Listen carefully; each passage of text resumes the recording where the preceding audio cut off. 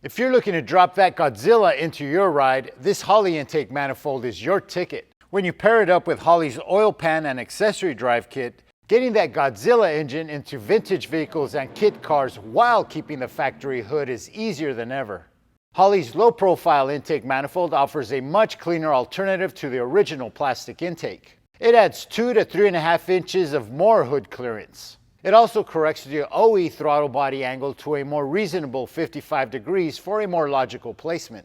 The wide 92mm opening allows you to choose from 3 throttle body options. Plus, it's built tough from cast aluminum, ready to handle some serious boost. Holley's intake manifold for Godzilla engines is available in black powder coat and bare finish.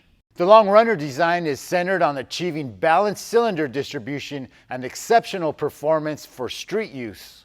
It's also got a removable lower intake panel for all your porting and nitrous needs.